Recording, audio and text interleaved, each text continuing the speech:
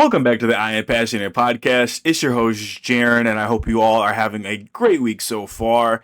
It's Thursday, and later today we will have some Thursday night football. But before diving into talking about anything NFL related, I just want to talk a little bit about the episode I had on Monday.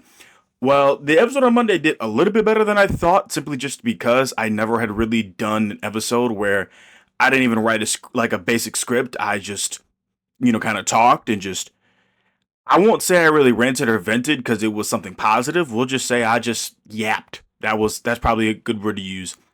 But since that episode did really, really well, I will definitely try to have those shorter anime themed episodes we'll try to be consistent with those just because that episode did really, really well. And we're going to try to keep it going.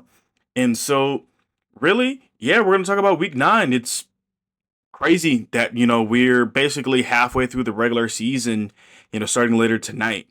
But before diving truly into week 9, we're going to talk about week 8. And usually I do a top 5 best games of the week. But really, week 8, I couldn't really put together a list of 5 of the best games. I really couldn't. I really couldn't. Either because, games were just not close or just games were boring. It was kind of a mix of both. So I put together a top 3. And so number 1 on the list, I'm going to put the Jets versus the Bengals. The owner of the Jets had come out talking bad about their quarterback play, basically saying that, like, if we could complete a pass, it would look good. And so, most of that being directed at Justin Fields. And then, the Jets, it did look like they were going to lose that game early. I mean, the Bengals, Joe Flacco had a, great first half. He had a good game overall. But the Jets, they just, came back. They had that touchdown to cut it down to 1 score, and they went for 2, which that was smart. It was big risk, high reward sort of thing. High risk, high reward sort of thing if they could capitalize on it, which they ended up capitalizing on it.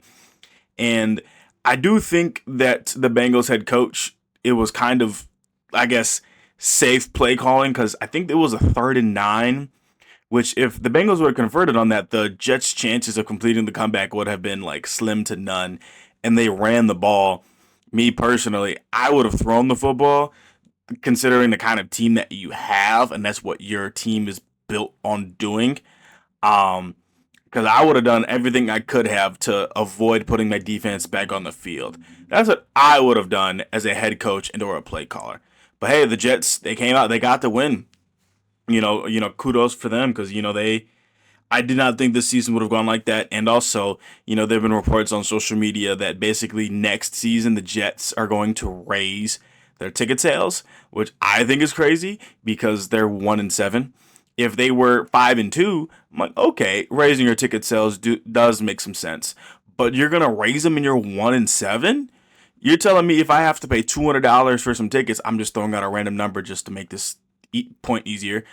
If I got to spend $200 on a ticket, and then to see a 1-7 team play, like what? Like, I understand if it's my favorite team, it's my favorite team, but that's a lot. What you're gonna make? You're gonna raise tickets like what, double to make team? Now, like, hey, if next season if they come out and they're just balling, that's one thing, but like, that's just not a good sign to me. That's just not. It's just not. So the second game, I'm going to say the Ravens versus the Bears.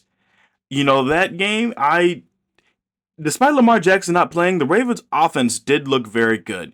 It's like they're going back to the identity of trying to run the football more. Like, you are quite literally the best team in the NFL, so just consistently run the football. And the Bears could not stop the run. Now, I understand the Bears also did have, a beat up defense. I think a couple of defensive linemen, basically missed the game. Like, they ended up getting hurt. And, they missed the game. And then their secondary, I believe Stevenson, Kyler Gordon, Jalen Johnson obviously has not been playing. So basically missing their secondary, which I think that, for the most part, it was really just Derrick Henry and the Ravens ground game that, the Bears could not really stop. But overall, the Ravens offense, they were driving the ball down the field. They were a threat on the ground and in the air, which I think is just huge because the Ravens have not looked good since basically their 1-2 start. Um, the Bears, they had an amazing start. They arguably should have won this game because they dominated the first quarter, but they settled for field goals. And it's just like once the play calling, in the red zone, it just got bad. And, there was a play where the Bears left Ravens defensive tackle Travis Jones unblocked, in which I got to see the footage from the other angle, kind of I guess what you would say if like you had a camera, like if you yourself had a camera behind the play. There was a like open hole for the running back to like run through for the touchdown. There was running room, but the player was unblocked. Um, and then that second drive, I believe, is where they had that false start penalty, which basically made kind of made the third and easy, third and just manageable. Which I mean, it's still not crazy, but that just hurt. Um, and then I think the play calling when Caleb Williams threw that interception, like I think that was more of a bad play call than a bad play by Caleb because I think when you're that far backed up in the other team's like red zone, I think it was second down on that play, and Nate Wiggins he did just make an amazing play, to basically get that interception. But I honestly would have ran the ball one more time to then see if I could pick up because the run game was working for you. It was. But I definitely think what was working best for the Bears against the Ravens was getting Caleb Williams out on the move because I think he was 4 for 4 on the very first drive of the game. But yeah, I after that interception, I was like, yeah, you kind of deflate the Bears' chances of being able to win this game. And they catch DJ Moorhead. That was crazy. I really did think the Bears were going to score and make it interesting with an onside kick situation, but they weren't able to get in there. In the red zone, which, the play calling down the stretch, those final four plays, it was sloppy. It was probably the worst play calling that Ben Johnson has had this season, which, the QB sneaks, which I'm like, I understand if you would have had a timeout to then go for a QB sneak, but having QB sneaks without a timeout, I'm like, that kind of hurts in that situation, personally. Um, but hey, it is what it is. And the number three, I'm going to say the Packers versus Steelers. I would say the game kind of started out slow to me. Both offenses not really putting up, anything amazing. But in the second half, Tucker Craft. Tucker Craft, the Packers side, and he balled out. I think he had like 140 yards, 2 touchdowns, I think like 8 catches or something.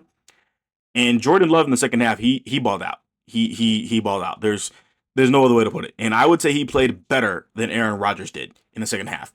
And the thing is, Aaron Rodgers did have the chance to be the fifth quarterback to beat all 32 NFL teams.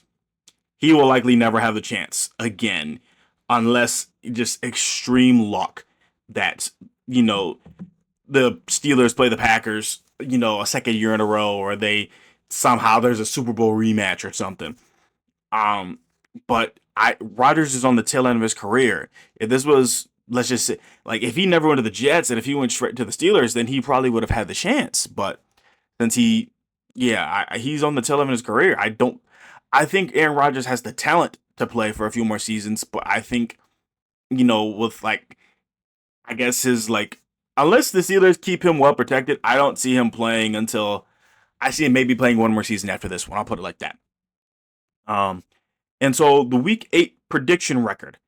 So this is something I'm going to leave to the comments specifically because I need your help judging the Bears versus Ravens because I gave 2 predictions, essentially one for each team. And so ironically, the Ravens did win without Lamar Jackson, which I did not think they were going to be able to do, but I gave 2 predictions. So the wins I had, correctly predicted were the Chargers, the Chiefs, the Broncos, the Bills, the Patriots, the Eagles, the Bucks, and the Colts. And then the losses being the Steelers, the Falcons, the Vikings, the 49ers, and the Bengals. And so my prediction record without including the Bears and Ravens game would be 8-6. Still not bad. And then with my Ravens prediction, it would be 9-6. And then me also having my prediction for the Bears, it'd be 8-7. So you let me know down in the comments what I should have my record be officially, because I did give 2 predictions for that game. If you think, week 8 I was 8-6, if you think I was 9-6, or you think if I was 8-7, or if you want to throw in a tie, because I gave two predictions. I get it, the Ravens and Bears game did not end in a tie, but it was the only time this season I've given two predictions. So let me know down below what you all think. If anything, just tell me what you think my record should be for Week 8's action. And so later tonight, my Ravens take on the Miami Dolphins.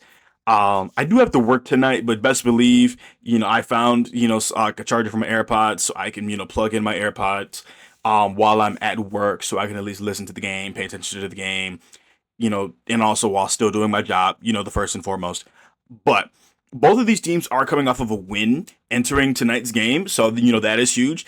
I did not expect the Dolphins to beat the Falcons, especially by 24 points. I understand Michael Penix did not play last week, but I did not expect that. And also Lamar Jackson, he's supposed to be able to play tonight, which I think this is a big game because the Dolphins are an AFC team. I really thought that it would have hurt the Ravens more. It would hurt the Ravens more if they lose tonight, more so if the Bears were able to get the win over the Ravens, because the Bears are not an AFC team. Like, don't get me wrong, the Ravens, they need to continue to rack up wins. They can't really afford to lose to anybody. But, at least those NFC teams, that doesn't necessarily hurt you when it comes to the playoff picture as much as if the Ravens lose to Miami. And so I do believe whether you have Lamar Jackson or not, I think you're going to want to just rely on the ground game.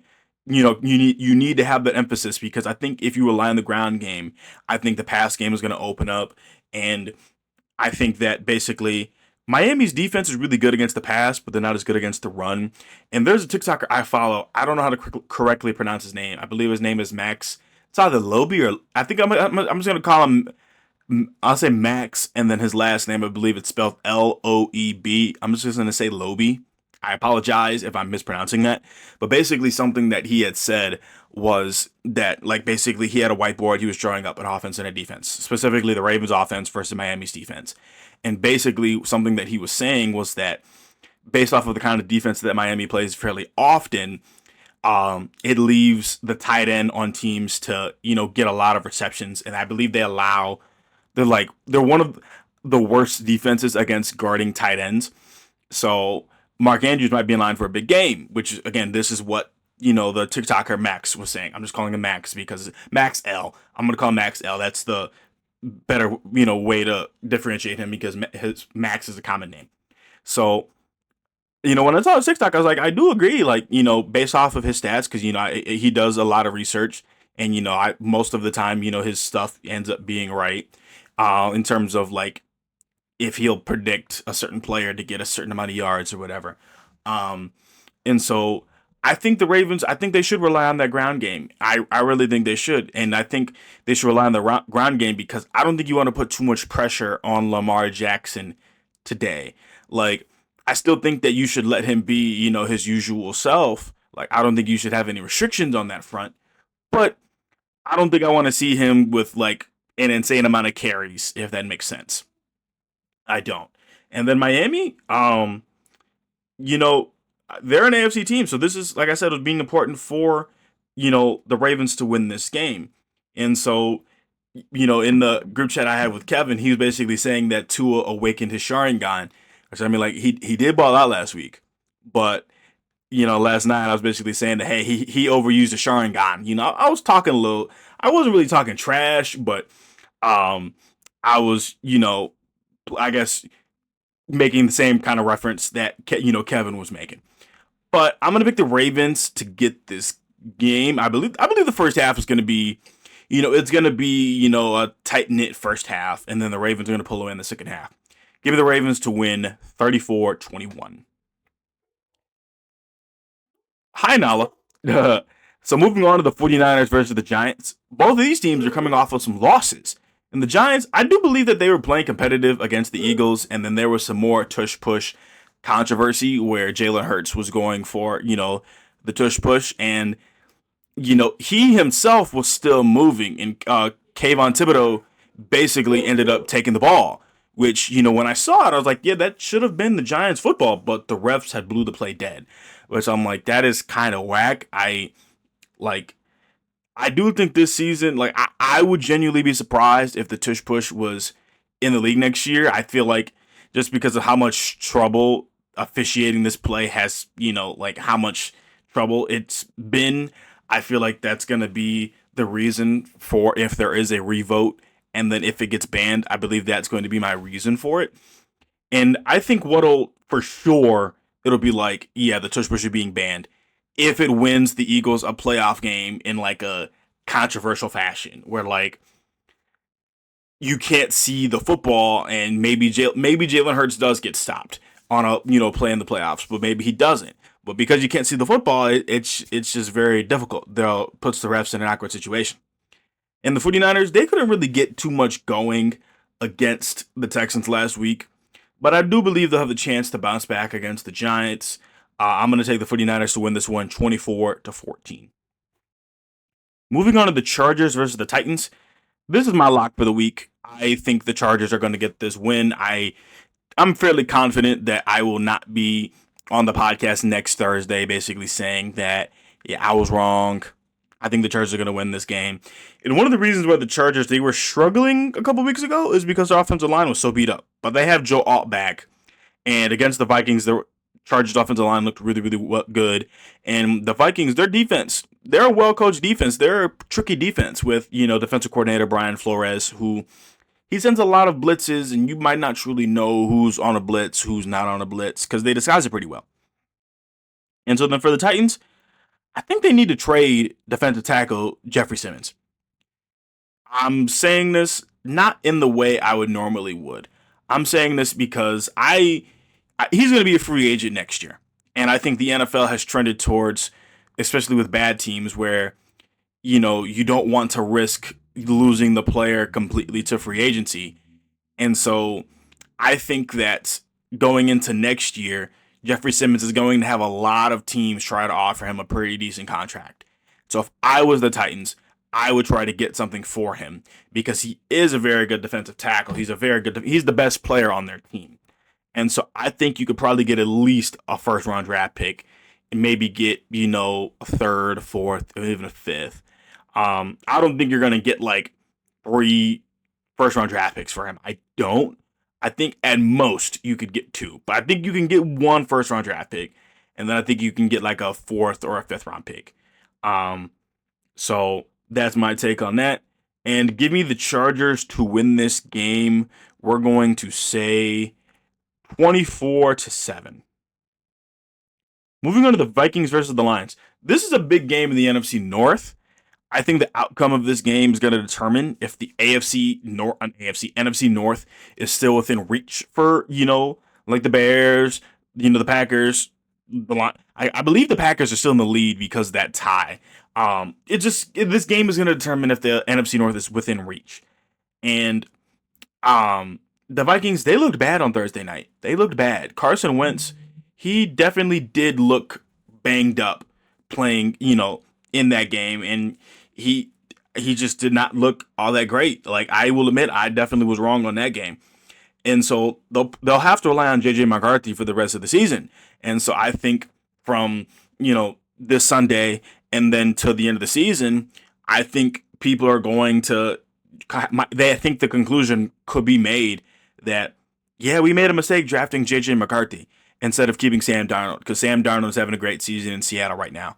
And I understand that they did not want to pay, Sam Darnold. I think he signed like $100 million contract with Seattle, but his contract is mostly incentive based, where like, I believe if Sam Darnold in another world, if he was having a bad season, the Seahawks could have moved on from him next season and they would not have had as much of a consequence. I believe that's how his contract was originally set up for Seattle. But yeah, no, the Vikings could end up regretting drafting JJ McCarthy. They could have drafted, another position of need. But hey, it is what it is. At this point, you got to roll. You got to deal with the cards that you're dealt. And so for the Lions, they're coming off their bye week. I still think they're one of the top teams in the NFC. Their offense is practically unguardable. Jahmyr Gibbs, David Montgomery, the best, 1-2 punch running back wise in football. And I believe that offense is going to get better. But I do not think this game is going to be close. Give me the Lions to win this one 41-17. 10. Moving on to the Falcons versus the Patriots. I think this game is going to be either really weird or a blowout. I don't think this is going to be a good game in the sense because both of these teams do have good defenses. And so I think that one of these defenses might cause the other offense some fits. Or if this game is really, really weird, maybe it'll just be like uncharacteristic or a very low scoring game. Because I kind of expect both of these teams to put up at least 17 points. And so y'all know how I've said about the Falcons. I'm not going to keep mentioning how I feel about the Falcons. Um, and then the Patriots, they've been playing really, really well, and I think they're definitely one of the top AFC teams at the moment. I'm going to take the Patriots to win this one 27-20. AFC North fans are definitely going to be watching this game between the Colts and the Steelers because the Colts, they have the best record in the NFL and they're leading the AFC, and they're going to be watching this game because this game will determine, like especially like if you're a Ravens fan like me, just how close the division race will still be. And same goes for Bengals fans. Like if you get the win against the Bears, it'll determine how close that it'll be. Bengals fans will probably be watching this game a little bit more closely than Ravens fans will, just a little bit. And so I at least could argue for the Colts that they could be undefeated. That Rams game, talked about it a couple episodes ago. I'm not gonna rehash over that too much, but I will admit that loss could be a blessing in disguise. And the Colts, they've got one of the most efficient offenses in NFL history based off of stats, which I understand. Having an efficient offense based off of the numbers is not going to mean as much come playoff time, but I still think you have to respect it. And then the Steelers, on their losing streak, they've been struggling on both sides of the ball. They have been struggling. 2 weeks ago against the Bengals, they could not stop Jamar Chase, which it was the Jamar Chase show. And then last week, really just the defense as a whole did not do well in the second half. And I would say a few weeks ago, I kind of thought they had the AFC North on lock, but I think they need to, get back in the win column to maintain that control. Otherwise, it's going to be, interesting to see if the Steelers can hang on or if the Bengals or Ravens truly make it, truly interesting.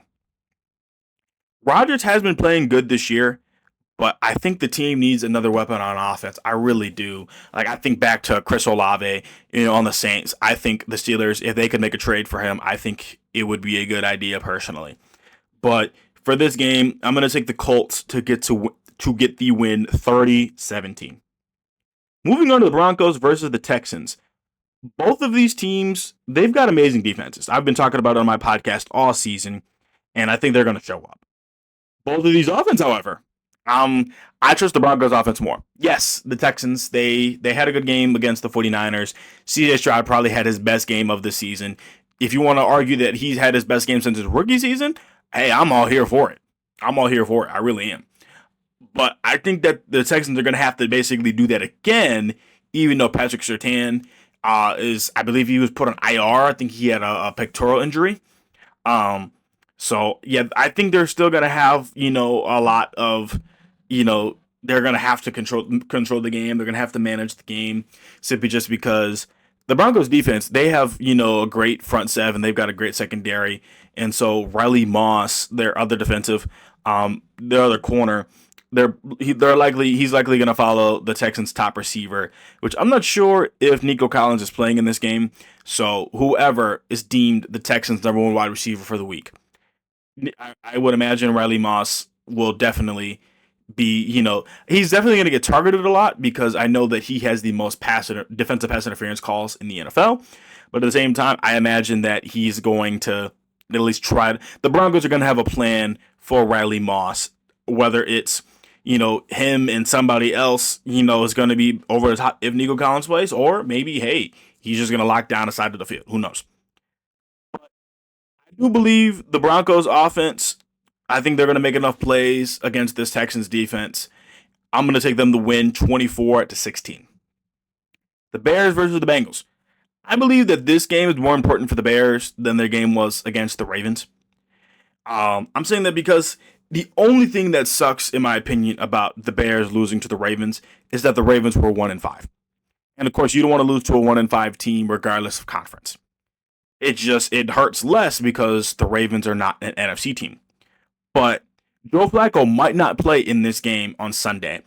So that's one of the reasons as to why that losing this game might hurt a little bit more than losing to the Ravens. And secondly, I think the Bears secondary, whether or not Joe Flacco plays, is this going to be the question? Because I'm like, if they don't have, at least Tyreek Stevenson or got Kyler Gordon, it's going to be a long day for the Bears passing defense. It's going to be a long day guarding, Jamar Chase and T Higgins.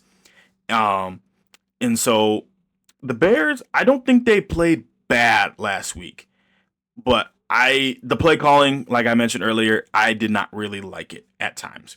And so for the Bengals, yeah, the only thing I have to say about them is they put up 38 points and still lost. That's just unfortunate. That is just unfortunate. But I'm going to take the Bears to win this game 27-23.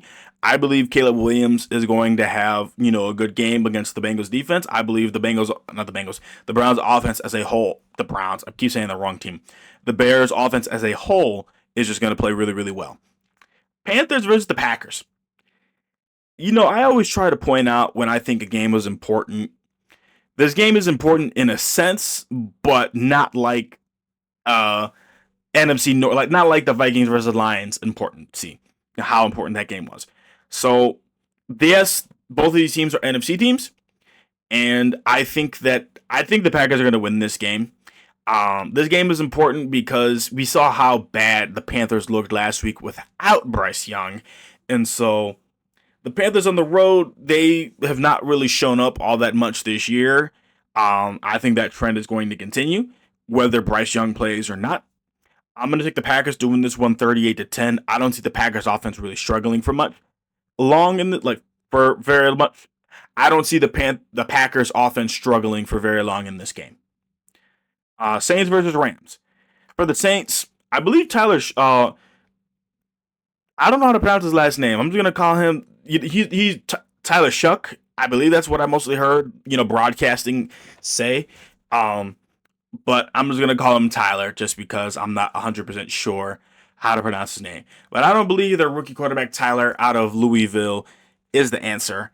I don't think Spencer Rattler's been playing bad. Yes, I understand that the last two games that he's had, some turnover problems. But I think five out of their 8 games, he's played pretty dang well.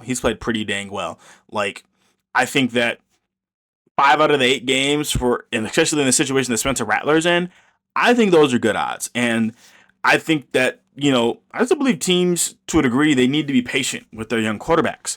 Because I think for Spencer Rattler, this could be something that messes up with his confidence in the future. In the Rams, they are expecting Puka Nacua to play in their game on Sunday. And I believe that is huge because even without Puka Nacua, I do believe that, this game is still in the Rams' favor. They would have to, be on the wrong side of a miracle.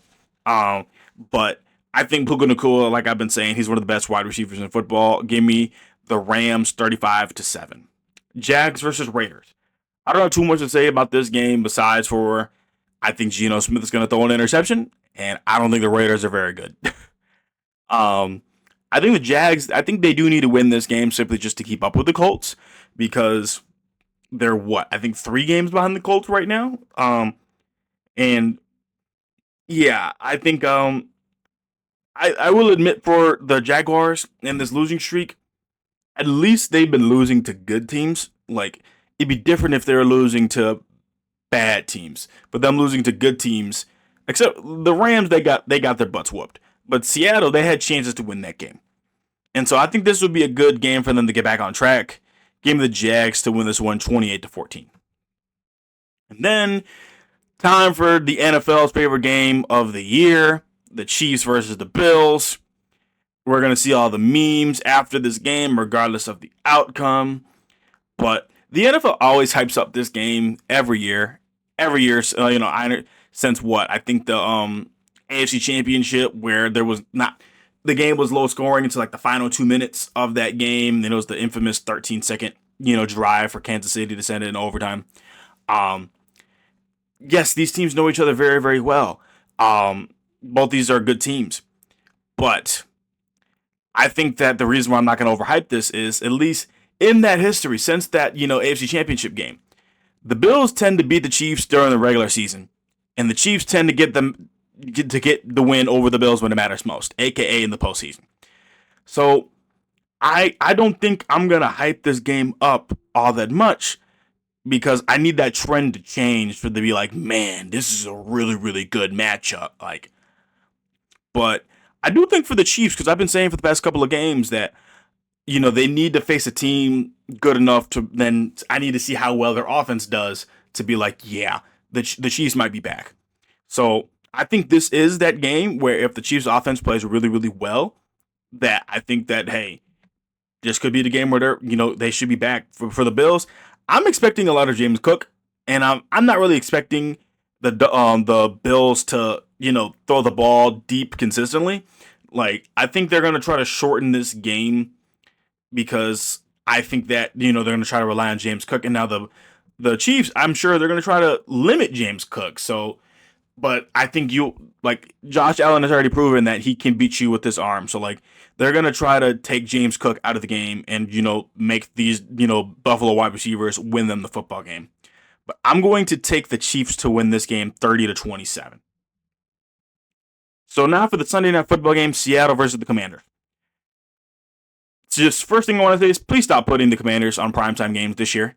I understand that pretty much all of their primetime games this year, why they have so many or have had so many, is simply just because of the amazing season they had last year. But with their team this year, they've been injured. Jaden Daniels has missed some games. This season. Their offensive line. Larry Tunsil. Had gotten banged up. Terry McLaurin has missed a game or two. Deebo Samuel has been hurt. They're missing Austin Eckler. Because he got hurt early this season. So, they just have not looked like the same team, and they're kind of in the stretch where their season might be over if they don't win this game. They're kind of in an every game matters mode. They have to get these wins. They have to. But I think their entire team as a whole has been struggling even when the team was remotely on the healthier side. And they were not entertaining to watch last week against Kansas City. They came out on that first drive strong, but then Deebo Samuel dropped that pass, which ended up being intercepted, and that kind of, in my opinion, just derailed the whole game. Because I do think if they would have gotten that touchdown drive to start the game, I think that would have changed some things. And then Seattle, they're coming off their bye week, and like I said about the Lions, but saying for Seattle, I think they're one of the top teams in the NFC. Sam Darnold and JSN, they're a great duo. And I think they're going to do well against the Commanders defense.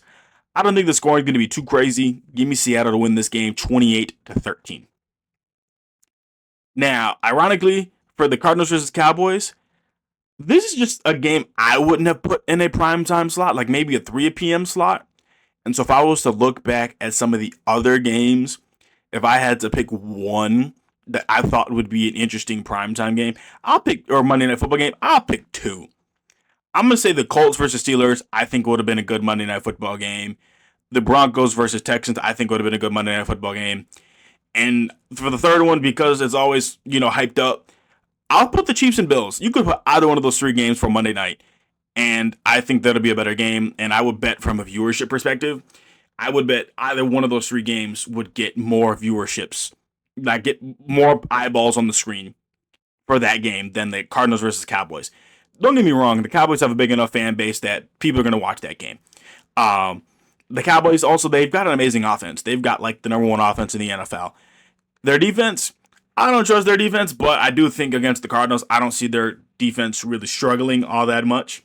And so the Cardinals, they're just been in a heartbreak city. Pretty much every game they've played this year has been within one score. They lost 4 games in a row off a last second field goal, and they lost their last 5 games, I think, by basically 4 points or less. So it's just been crazy when in reality, yes, I think they're 2-5. They're 2-5. They're not that bad of a team. They just kind of have had some bad luck on their side. But I'm gonna take the Cowboys to win this game 31-17. I think the Cowboys are gonna kind of get out to a good enough start and just not really look back. But I just want to thank you all for watching this week's episode of the I Am Passionate podcast. It's your host, Jaren Smith, and I'll see y'all later.